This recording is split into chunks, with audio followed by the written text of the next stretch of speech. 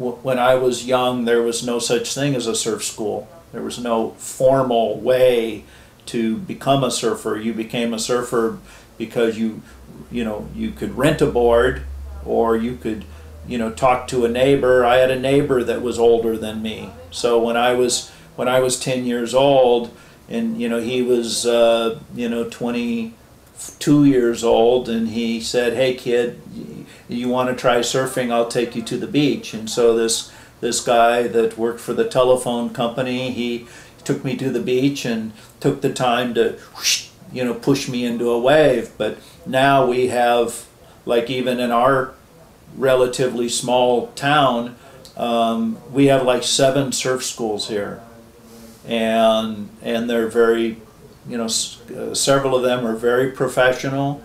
So I think that surf schools have played a major role in this growth curve.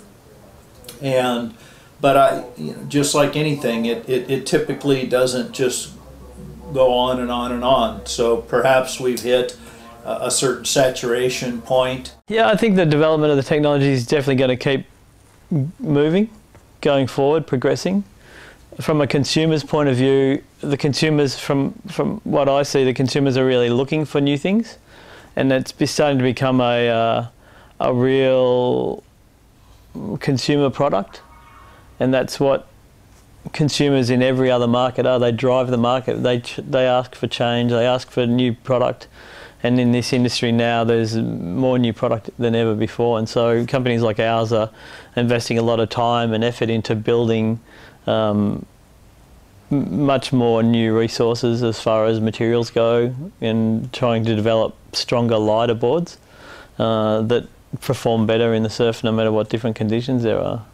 I think the customer that's buying boards now is very different, and a lot of it's because the surf schools have generated a glut of new surfers that really maybe don't know the history of the sport. And so I think we have a naive buying group that we didn't have in the past. Les clients, globalement, c'est les mêmes qu'il y a 20 ou 30 ans. C'est des surfeurs, grosso modo, ce sont des surfeurs confirmés, locaux. Donc le client, il arrive avec une demande précise. Il nous dit, ben voilà, j'ai tel niveau, je surfe tous les jours, ou une fois par semaine, ou une fois par mois, ou que l'été, mais on enregistre ça. Et en fonction de son niveau de surf et quel genre de vague il veut aller surfer, on arrive à cibler la planche et on lui fait sa planche sur mesure. Et après, on peut me demander des décos particulières, des résines teintées. Et là, le prix des planches, si c'est un longboard, peut effectivement s'envoler assez vite. I think the market's just going to continue to develop every year. From the research that I've done, 52% of the market is people who have been surfing for 3 years or less. So there's quite a lot of turnover as far as participation goes. And the best person to always sell a surfboard to is the person who hasn't got a surfboard. So as that happens, there's also another new theory on surfboards that is a real quiver mentality. So people are starting to treat surfboards like a set of golf clubs. So you have a 3-iron, a 5-iron, a 7, a 9, a pitching wedge, a putter.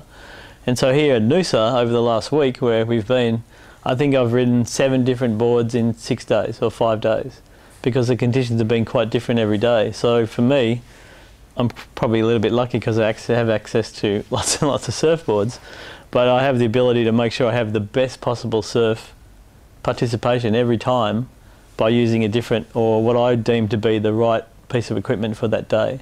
And I think in the retail world, a lot more people are doing that. You know, like everyone has more than one pair of shoes. You know, they have more than one t-shirt. They have more than, you know, as far as hobbies go, they might have a few different options. So for me, this is a natural progression in the market of the surfing board world, or surfboard world, and I think also that it's about the consumer. So the consumer is being marketed to, saying, hey, there's different styles of surfboard for different conditions, and just other consumers, as they get into that, their friends see them having a whole different range of boards and having more fun than they do if they've only got one board. So I think that's probably the main evolution of the marketplace. Now we're seeing the origin of what I think is another offshoot, which is stand-up paddle surfing. And this is just starting. It's like a baby right now, but you know, we work with Laird Hamilton. Stand-up surfing will be bigger than surfing ultimately.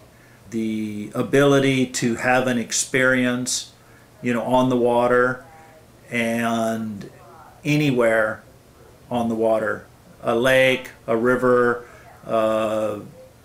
really small waves, enjoying yourself on a 12-foot stand-up paddleboard, you can have a lot of fun. So, you know, we see this as a new development in this tree of sports.